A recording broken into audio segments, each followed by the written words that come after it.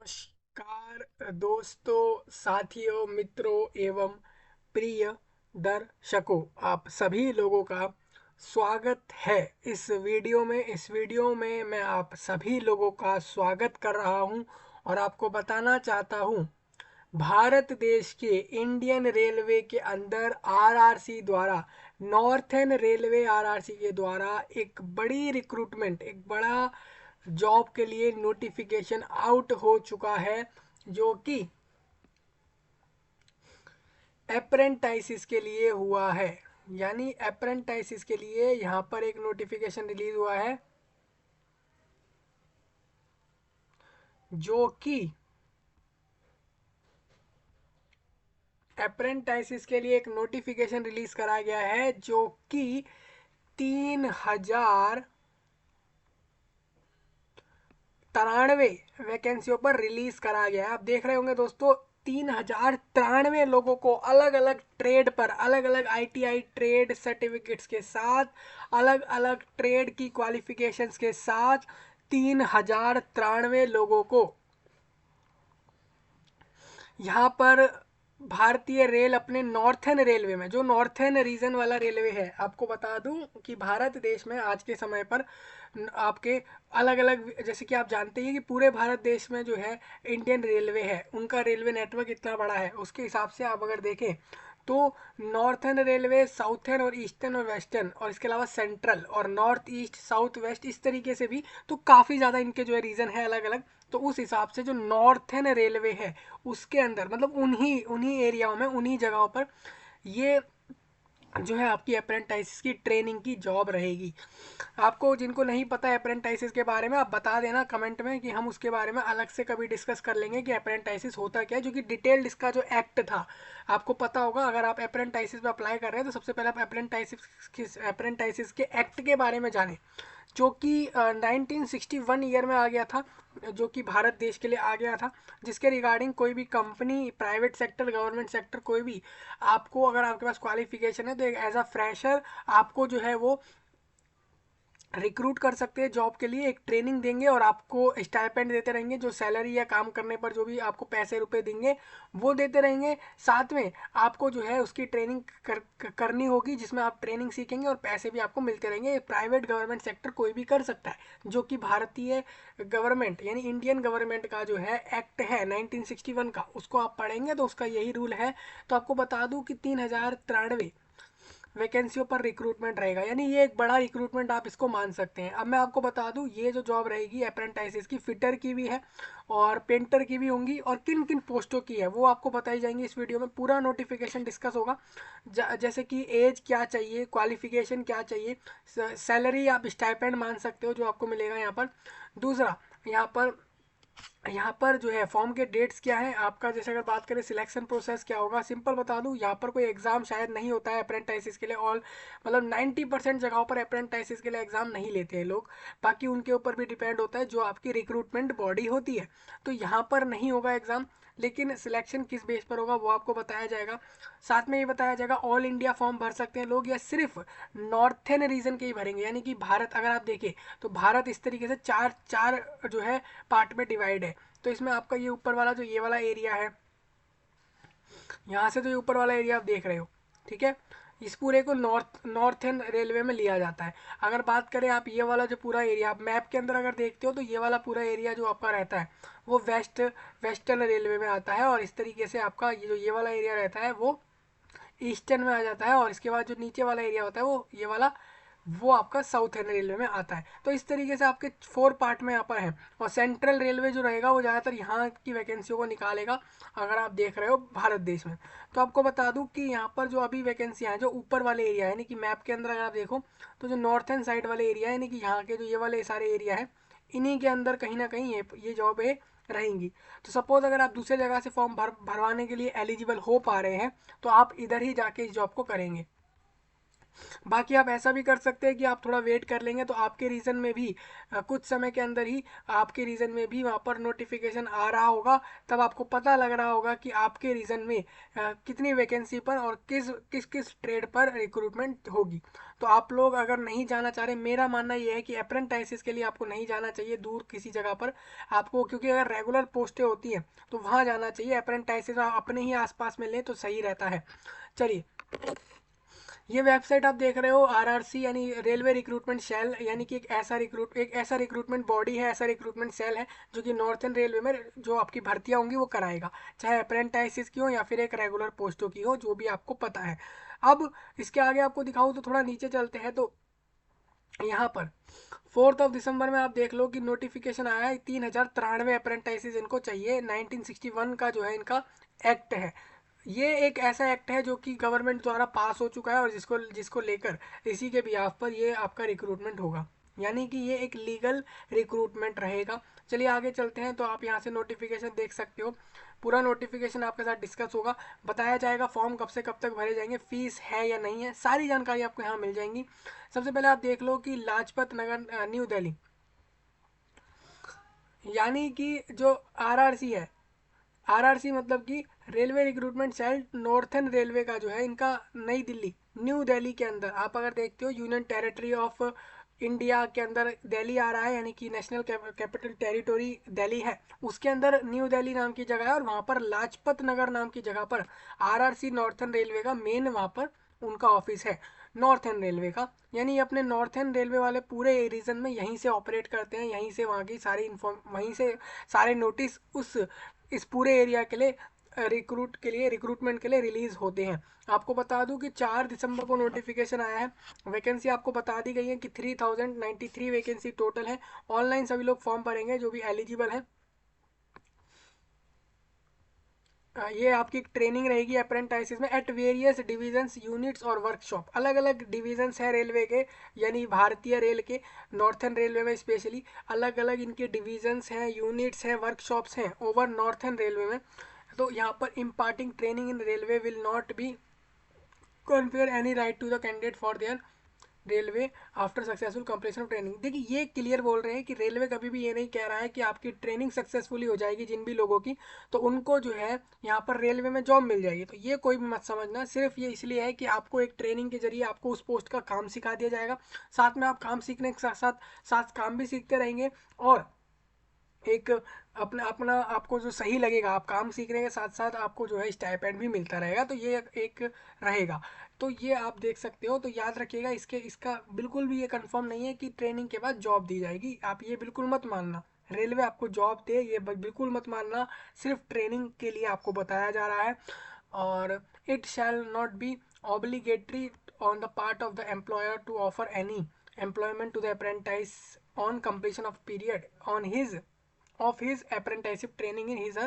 तो ये बात सबको समझ आ रही होगी। तो अभी सभी लोग ये याद रखें कि सबको जॉब मिलेगी ये कंफर्म नहीं है, हो सकता है दे दें आपको जॉब और नहीं भी दें, लेकिन अप्रेंटिस की ट्रेनिंग जो है वो यहाँ पर मेनली रहेगी। सभी लोग इस बात का ध्यान रखेंगे, जिसको भी फॉर्म भरना है ऑनलाइन भरेंगे, फिजिकल या ऑफलाइन मोड में फॉर्म नहीं भरा जाएगा। दूसरा ये कह रहे हैं आरआरसी के वेबसाइट पे मैंने आपको लिंक दे दिया है वेबसाइट का, वहीं से आप फॉर्म भरोगे, अभी ओपन नहीं हुआ है, आप जैसा समझे तो 11 तारीख को फॉर्म ओपन हो रहे हैं।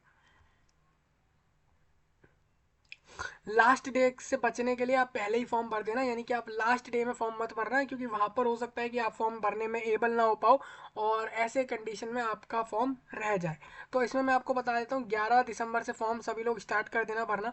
जो लोग थोड़ा और समय ले रहे हैं इसके बारे में, ढूंढना चाह रहे हैं अप्रेंटिस के बारे में कि क्या फ़ायदे हैं नुकसान है, कि करें नहीं करें, तो इसके लिए आप लोग या करो ऐसा करो 4-5 दिन स्टार्टिंग में देख लो, अभी भी आपके पास समय ही है, अभी भी आप देख रहे हो तो 5 डेज अभी भी है इस डेट में। तो आप ऐसा कर सकते हो कि आप 15 दिसंबर या 16 दिसंबर के अकॉर्डिंगली तब से आप फॉर्म भरना स्टार्ट कर सकते हो, शुरू के कुछ दिन अपना रिसर्च में ले सकते हो। अब मैं आपको बता दूं, ये याद रखिएगा कि इसमें जो है क्लोजिंग डेट रहेगी 11 जनवरी, 11 जनवरी 2024 की, यानी कि 1 महीने का समय पूरा आपको यहाँ पे मिलेगा। और एक दिन आपको जो है उसके अगले दिन ही आपको यहाँ पर क्या उसके बाद कह रहे हैं उसके एक महीने बाद आप देखिए 11 तारीख से फॉर्म चालू होंगे और 11 जनवरी को फॉर्म क्लोज होंगे, और अगले महीने यानी कि 12 फरवरी में जाकर आपको एक मेरिट लिस्ट डिस्प्ले हो जाएगी कि कौन लोग सिलेक्ट हुए हैं, कौन लोग नहीं सिलेक्ट हुए इस जॉब के लिए। अब मैं ट्रेड के बारे में बता देता हूँ कि ट्रेड किस डिवीजन में, किस वर्कशॉप में कितने हैं, कितने नंबर ऑफ ट्रेड्स, कितने नंबर ऑफ एप्लीकेंट वहाँ चाहिए उस ट्रेड में, कितनी कैटेगरी वाइज ब्रेकअप वैकेंसीज हैं, सारी आपको क्लियर करी जाएंगी। एनेक्सर 1 यहाँ पर आगे दिया गया, उसमें मैं आपको क्लियर करूँगा। और साथ में कह रहे हैं अवेलेबल ट्रेनिंग स्लॉट्स भी आपको, योर ITI ट्रेड में कितने अवेलेबल स्लॉट्स रहेंगे ट्रेनिंग के, वो भी आपको इसी में आगे बताए जाएंगे।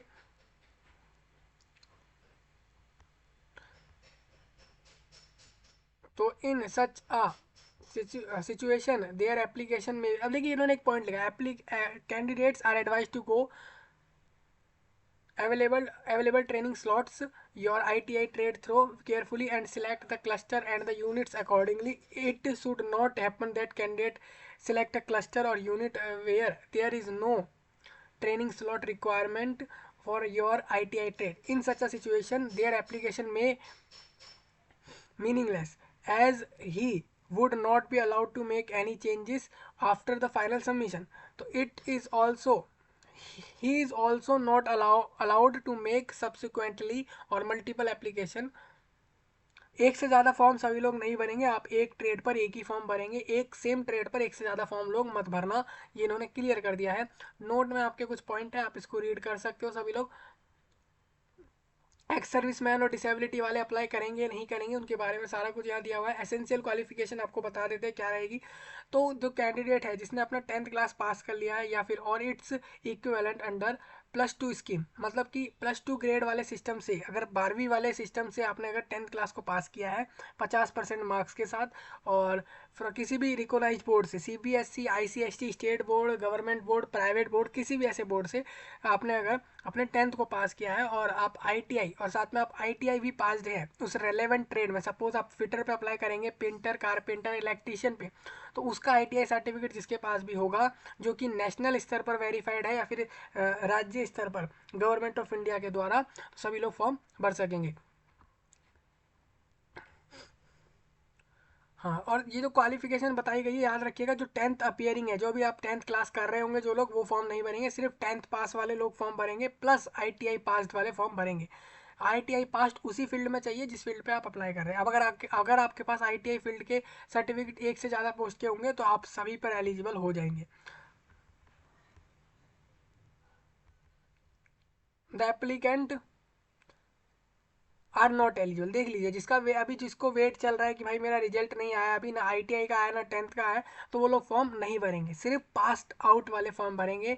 एज आपकी 11 जनवरी 2024 में अगर 15 कंप्लीट कर गए हैं तो फॉर्म भर देना, या फिर आप अगर 15 कंप्लीट अभी नहीं करें लेकिन इस डेट पर कर जाएंगे तो फॉर्म भरना, इससे पहले कर जाएंगे तो भी फॉर्म भरना।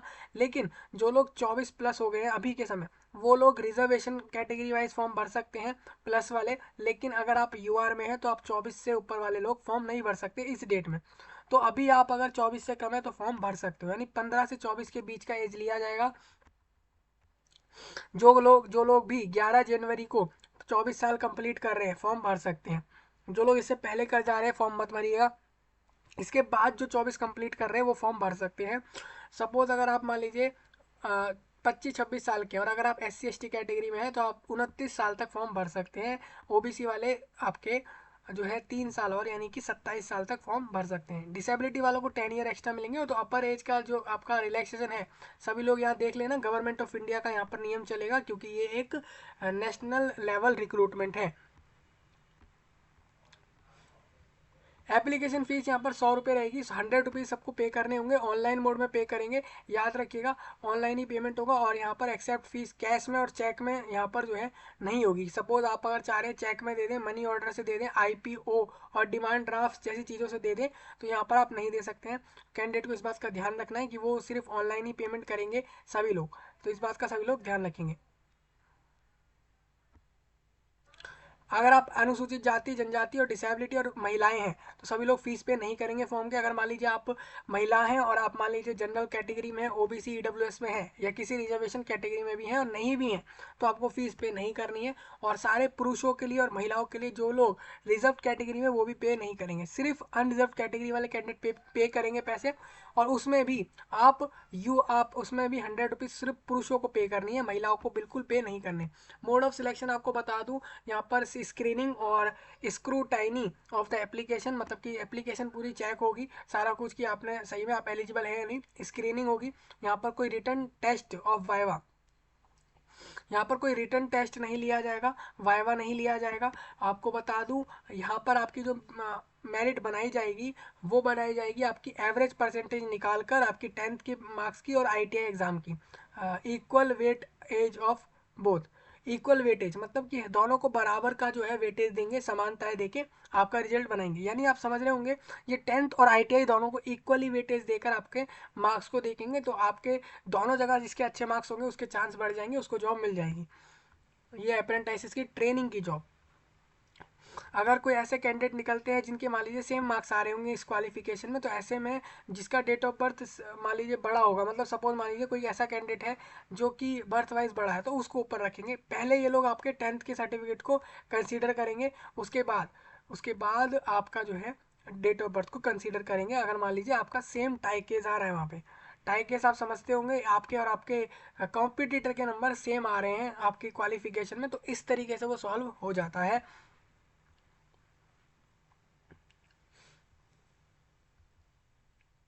अभी किसी का मार्क्स सीजीपीए में आया होगा, किसी का मार्क्स आया होगा, किसी का ग्रेड सिस्टम से आया होगा, तो वो लोग सभी यहाँ पर ध्यान दे लेंगे कि उनको कैसे जो है फॉलो करना है। और इसमें डीवी होगा, आपका सभी का डॉक्यूमेंट वेरीफाई होगा, याद रखिएगा।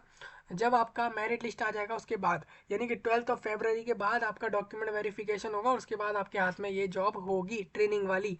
कैलकुलेशन ऑफ मार्क्स कैसे करे जाएंगे वो आप यहाँ से देख लेना सभी लोग।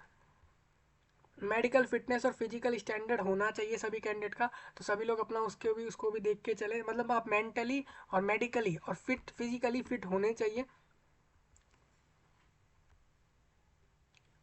मैं डिसेबिलिटी के बारे में बता देता हूँ। सपोज आपको फिटर के लिए अप्लाई करना है, मतलब मैं आपको ऐसे ऐसे ट्रेड बता रहा हूँ, जिस ट्रेड पे अगर किसी डिसेबिलिटी वाले को अप्लाई करना है तो वो कैसे अप्लाई कर सकता है। सपोज लोकोमोटर डिसेबिलिटी वाला कैंडिडेट है, तो फिटर पे अप्लाई करने के लिए उसको lower limb partially damage from एक साइड से अगर है तो वो अप्लाई कर सकता है।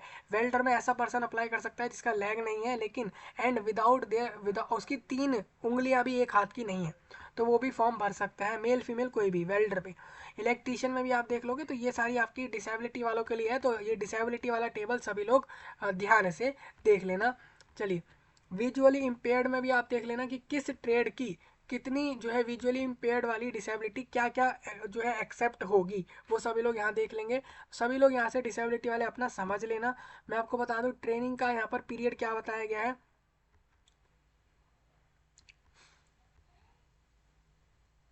इन केस देखिए, इन्होंने बोला है कि ये कॉन्ट्रैक्ट बेस पर रहेगा, तो इसमें आपका डिसाइड नहीं है अभी कि इन्होंने कितना बताया है। ट्रेनिंग का स्केड्यूल ये नहीं बताया कि कितने समय रहेगा। आप जनरली 1 साल मान सकते हो, क्योंकि 1 साल ट्रेनिंग हमेशा हर जगह रेलवे में देखी जा रही है, तो आप इसको भारतीय रेलवे में तो आप 1 साल इसमें मान सकते हो। जनरल इंस्ट्रक्शन आप लोगों के लिए यहाँ दिए गए हैं, आप सभी लोग देख लेना। आप इस ट्रेनिंग लेने, आप जैसे आप मान लीजिए इसके लिए जाओगे, डॉक्यूमेंट वेरीफाई कराने जा रहे हो, है ना, और ये सारी स्क्रीनिंग के लिए जा रहे हो, तो इसमें आपको आने जाने का खर्चा नहीं मिलेगा। अगर आप दूसरे राज्य से जा रहे हो, सपोज आप भारत देश के किसी और राज्य से, सपोज आप यहाँ से जा रहे हो तेलंगाना से जा रहे हो, मान लीजिए आप मिजोरम मेघालय से जा रहे हो, या फिर आप ऐसी जगहों से जा रहे हो जो नॉर्थन पार्ट में नहीं आती, भारत देश के नॉर्थन रीजन में नहीं आ रही हैं, तो ऐसे लोगों को ये करना है कि वो सभी लोग अप्लाई तो कर ही सकते हैं, लेकिन उनको आने जाने का किसी को भी कोई खर्चा या एक्सपेंसेस नहीं मिलेंगे, सभी लोग खुद के बिहाफ पर ही जाएंगे। और इस इसकी जो भी इसका प्रोसेस है रिक्रूटमेंट का, स्क्रीनिंग का और साथ में इसका डॉक्यूमेंट वेरिफिकेशन का आप सभी लोगों को करवाना है। कोई एग्ज़ाम यहाँ पर नहीं है, इस बात का सभी लोग ध्यान रखें। आप अपने फॉर्म के अंदर फोटो कॉपी अपना डेट ऑफ बर्थ सर्टिफिकेट का लगा देना, 10th का लगा देना, 10th का लगाएंगे सिर्फ, और आईटीआई का लगाएंगे, कास्ट सर्टिफिकेट लगाएंगे सभी लोग, साइन उसमें अपलोड करेंगे, और पेमेंट करके फॉर्म सबमिट करके उसका प्रिंट जरूर लें। इतना करने के बाद आपका फॉर्म जमा हो जाएगा। बाकी ये कुछ पॉइंट आप सभी लोग ध्यान से पढ़ लेना इन सबको। इनवैलिड एप्लीकेशन किस किस किस केस में मानी जाएगी, तो ये सारे पॉइंट है। अब ये देखिए ये सब क्यों दिया जाता है, ये सब इसलिए दिया जाता है कि मान लीजिए आप बाई चांस गलती कर देते हैं फॉर्म में, तो आप अगर ये चीज़ पहले ही पढ़ लेंगे तो आपको पता लगेगा यार हमने अगर ये गलती कर दी तो हमारा फॉर्म कैंसिल होगा या नहीं होगा। ठीक है, अगर ये वाले कंडीशन है सारे तो इसमें आपका कैंसिल हो जाएगा, दूसरे वालों में नहीं होगा। पहले वाले ऊपर सारे पॉइंट ये बोल रहे हैं कि कैसे वो किन पॉइंटों में एक्सेप्ट होगा और किस में एक्सेप्ट नहीं होगा फॉर्म। सभी को इतना समझ आ गया होगा। और एक चीज़ और बता दूं मैं यहाँ पर इन्होंने एक चीज़ ये बोला है, अप्लाई करने में किसी को कोई डिफिकल्टी हो रही हो तो हेल्पलाइन नंबर आरआरसी का जो है आरआरसी वेबसाइट पर दिया गया है, वहाँ से आप सभी लोग वर्किंग डेज में अपने शाम के 6 बजे तक इसमें प्रॉब्लम सॉल्व कर सकते हो। आपको बता दूं हाउ टू अप्लाई, कैसे अप्लाई होगा इसमें, तो इसमें आप सभी को ये बात ध्यान रखना है। पहले आप यहाँ पर एंगेजमेंट एक्ट ऑफ, जैसे कि आपको आरआरसी का जो नॉर्थन रेलवे का वेबसाइट है वहाँ पे अपना नाम डालिए, फादर नेम मदर नेम डालिए, आईडी प्रूफ में अगर कुछ मांगा जा रहा है वो डालिए, ईमेल आईडी डालिए और मोबाइल नंबर डालिए। उसके बाद अपना एक ओटीपी आपको आता है उसको डालकर अपना वहाँ पर एक पासवर्ड बनाइए, रजिस्ट्रेशन नंबर आपको मिल जाएगा, वहाँ से उसको लॉगिन कर लो, रजिस्ट्रेशन का प्रोसेस खत्म। इसके बाद आप ये सिलेक्ट करो किस ट्रेड पर अप्लाई कर रहे हो और उस ट्रेड के बारे में सारी क्वालिफिकेशन डॉक्यूमेंट सब अपलोड करो, फीस पे करो, सबमिट करो। यही प्रोसेस होता है अप्लाई करने का और वही यहाँ पर दिया गया है। आप देख सकते हो उन्होंने बताया भी है फादर नेम और वही सब जो मैंने आपको बताया।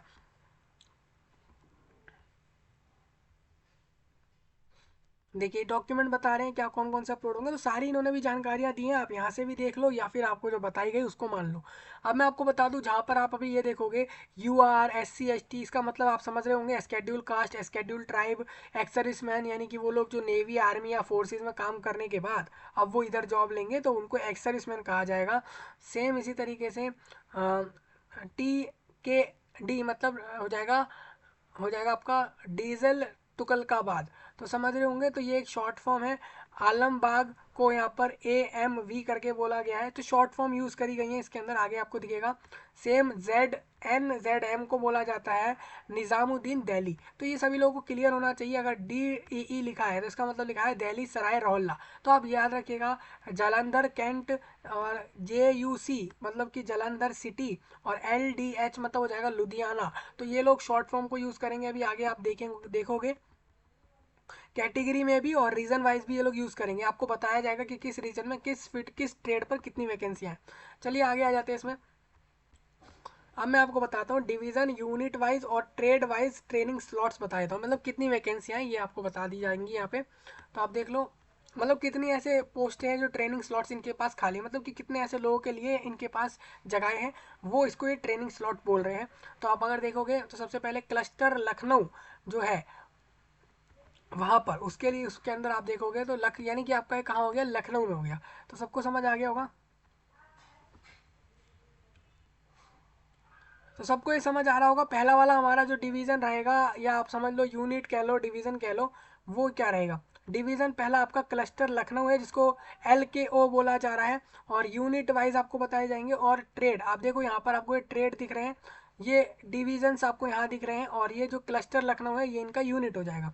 तो क्लस्टर लखनऊ यूनिट में LKO डिवीज़न के अंदर इनको जो है चाहिए मैकेनिकल डीजल DSL का आप देखोगे तो DSL का आपको फुल फॉर्म दिखाता हूँ ये क्या है इसका मतलब। देखिए आपने ऊपर अगर DSL देखा, DSL का मतलब है डीजल तुगलकाबाद, मतलब क्या कह रहे हैं ये कि आपको ये क्लस्टर लखनऊ यूनिट के अंदर आपको जो है लखनऊ डिवीज़न में मैकेनिकल ट्रेड की पोस्ट पर लेंगे, डीजल जो कि आपका तुगलकाबाद का होगा। डीजल DSL मतलब ये तुगलकाबाद का हो जाएगा। तो वहाँ पर आपको मैकेनिकल ट्रेड पर लेंगे, 110 वैकेंसियाँ दी हैं जिसके अंदर UR वालों की 55 वैकेंसी हैं, SC वालों की 17 हैं, ST वालों की 8 है, OBC वालों की 30 है। सभी लोग यहाँ से देख लेंगे तो 110 वैकेंसियों को इस तरीके से डिवाइड किया गया है। और डिसेबिलिटी वाले भी अपनी देख सकते हैं कि जिसको LD है और HI डिसेबिलिटी है उनकी वैकेंसियाँ देख सकते हो, MD वालों की इसमें नहीं है कहीं पे भी। और एक्स सर्विसमैन की वैकेंसी भी आप यहाँ से समझ लेना। तो सभी लोग यहाँ से वैकेंसियाँ देख लेंगे, मैं इतना समझ रहा हूँ कि आप सभी लोग यहाँ से आसानी से देख सकते हैं अपनी वैकेंसियों को। तो ये आपकी हो जाएंगी, ये आपकी क्लस्टर लखनऊ लखनऊ यूनिट की हो जाएंगी। और लखनऊ डिवीज़न में आपको ट्रेड दिख रहे हैं सारे, मैकेनिकल चाहिए, इलेक्ट्रिकल, फिटर, कारपेंटर। तो इनको ये 4 तरह के पोस्ट यहाँ पर चाहिए, जिसमें 335 वैकेंसियाँ हैं टोटल। बाकी आप यहाँ से कैटेगरी वाइज समझ लेना। सेम मैं आगे आगे इसमें और आगे चलता हूँ। तो यहीं पर इसी में क्लस्टर लखनऊ यूनिट के अंदर ब्रिज वर्कशॉप नाम के डिवीज़न में, जो कि आपका दिख रहा होगा यहाँ से, तो इसमें इनको फिटर चाहिए, एमएमवी चाहिए, और फॉर्जेर एंड हीट ट्रीटर चाहिए, वेल्डर चाहिए, वेल्डर स्ट्रक्चरल चाहिए, पेंटर और मशीनिस्ट टर्नर जैसे पोस्टों पर इनको चाहिए। कितनी वैकेंसी किस किस ट्रेड पर है आप सभी लोग यहाँ से समझ लेना। सेम कैरियज वर्कशॉप की बात कर लूँ तो इसमें आप देख सकते हो कारपेंटर, फिटर और क्या क्या चाहिए, तो सबको यहाँ से अपना चेक कर लेना है कि किस किस यूनिट के किस डिवीजन में किस ट्रेड पर कितनी वैकेंसी कैटेगरी वाइज है, तो सभी लोग चेक कर लेंगे। क्लस्टर अंबाला में आप चेक करोगे तो ये आप यहाँ से देख सकते हो, यहाँ पे आप सभी लोग वैकेंसियाँ देख लेना। मैं आपको बता दूं क्लस्टर अंबाला में टोटल वैकेंसी 420 है। क्लस्टर दिल्ली में, क्लस्टर दिल्ली के अंदर मैं वैकेंसी आपको बता दूं सिर्फ 65 है। 65, देखिए 65 क्लस्टर अंबाला के अंदर आपने देख ली। क्लस्टर दिल्ली के अंदर जो 65 वैकेंसी है वो ब्रिज वर्कशॉप में है, तिलक ब्रिज के लिए। बाकी आप और भी देखोगे तो आपको और अलग दिखेंगी। सेम ये क्लस्टर दिल्ली में ही आपको दिखेंगी टीएमसी लाइन के वहाँ पे, और CNW, ये सारी जगहें हैं दोस्तों, इस बात का ध्यान रखिएगा। ये दिल्ली के अंदर है, कुछ कुछ यूपी के लखनऊ में है, और इस तरीके से ये सब रहेंगी जगहें। तो ये सारी नॉर्थन रेलवे में आ रही हैं सारी जगहें। क्लस्टर फिरोजपुर में भी आप देख सकते हो, तो फिरोजपुर के डिवीज़न यूनिट में ये सारी जगह आएंगी, जिसमें जालंधर आएगा और फिरोजपुर डिवीज़न आ जाएगा, और शेड DSL शेड आएगा। तो ये सारी जगह है, इनकी फुल फॉर्म मैंने आपको बोला है, ऊपर चेक करके आप सभी लोग देख लोगे कि किस जगह की बात हो रही है यहाँ पे। सभी लोगों को पता लग गया होगा, ब्रिज वर्कशॉप जालंधर में तो आपको दिख जाएंगी। तो ये पंजाब की हो जाएंगी। तो आप सबको बता दूं पंजाब में है, यूपी में है और दिल्ली में। तो ये कितने यूनिट है आपको पता लग रहा होगा। तो ये सारे नॉर्थन रेलवे की जगहें हैं, नॉर्थन मतलब कि भारत देश की नॉर्थन जगहें हैं सारी, वहाँ पर हैं। तो इस वजह से इतनी वैकेंसी आपको यहाँ पर दिख रही हैं। तो टोटल वैकेंसी आपको मैंने पहले ही क्लियर करी थी, वो पता ही होगा। सिलेबस इसमें कुछ है नहीं, क्योंकि कोई एग्जाम नहीं होगा। सिंपल आपका एक स्क्रीनिंग होगा, स्क्रीनिंग में आपके सारे डॉक्यूमेंट चेक होंगे, ऑनलाइन अप्लाई करने वाले, आपकी क्वालिफिकेशन चेक हो जाएंगी। उसके बाद ये आपके मार्क्स के बेस पर, क्वालिफिकेशन वाले मार्क्स के बेस पर, 10th और ITI के बेस पर आपके एक एवरेज एग्रीगेट निकाल के उसके बेस पर आपका एक्चुअल मार्क्स बताएंगे, दोनों का एक, दोनों में से कंपेयर करके, और फिर आपको बताएंगे कि आप सिलेक्ट हो गए या नहीं हो गए। इसमें आपको क्या है, फिजिकली कुछ नहीं बताया जाएगा। RRC के वेबसाइट पर ही 12 फरवरी को, 12 फरवरी 2024 में RRC के नॉर्थन रेलवे की वेबसाइट पर इसका आ जाएगा लिस्ट, जिसमें लोगों को दिख जाएगा कि कौन लोग सिलेक्ट हुए जॉब के लिए, कौन लोग नहीं हुए।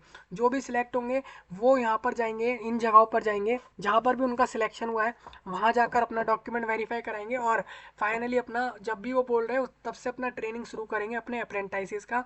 मैं मिनिमम 1 साल कह रहा हूँ आपको, 1 साल तो रहेगा ही, बाकी का आगे का इसमें मैं कुछ क्लियर नहीं कर रहा हूँ, क्योंकि यहाँ पर नोटिस में नहीं है। ठीक है।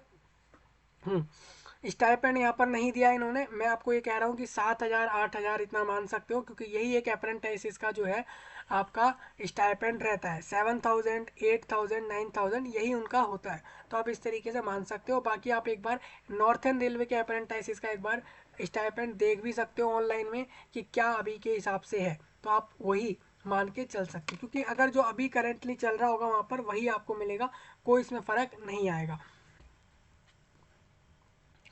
पूरे देश से लोग फॉर्म भर सकते हैं, सभी लोग एलिजिबल हैं। आप अगर मान लीजिए भारत देश में आप किसी भी जगह रह रहे हैं, किसी भी गली मोहल्ले में कहीं भी रह रहे हैं, और या फिर आपके पास नेशनैलिटी भारत की है, तो आप सभी लोग फॉर्म भर सकते हो। लिंक सेम रहेगा, मैंने आपको बता दिया है। आप अभी RRC के वेबसाइट पर रजिस्ट्रेशन करके रखो, या फिर आप अपना 11 तारीख का वेट करो, क्योंकि तभी आपका वो लिंक ओपन होगा, तो तब से आप फॉर्म भर सकते हो 11 दिसंबर से ऑनलाइन में। सबको समझ आ गया होगा दोस्तों, बड़ी रिक्रूटमेंट है। अभी आपसे यही कहूँगा, आप इसको देश विदेश दुनिया भर तक इस जानकारी को पहुँचाओ, भारत देश के एक एक लोगों तक तो जरूर पहुँचाओ, उनके लिए तो बहुत ही ज़रूरी है। और कोई ऐसा पॉइंट रहा हो जो आपको नहीं समझ आया हो, कमेंट में बता दो। और इस जानकारी को आपको मैंने पहले ही जो बोला सेम वही कि दोबारा बोल रहा हूँ कि इस जानकारी को हरियाणा, झारखंड, उड़ीसा, मेघालय एक एक जगह तक पहुँचा दीजिए देश के अंदर। चलिए आपसे मिलेंगे नए वीडियो में, तब तक के लिए आप सभी का धन्यवाद।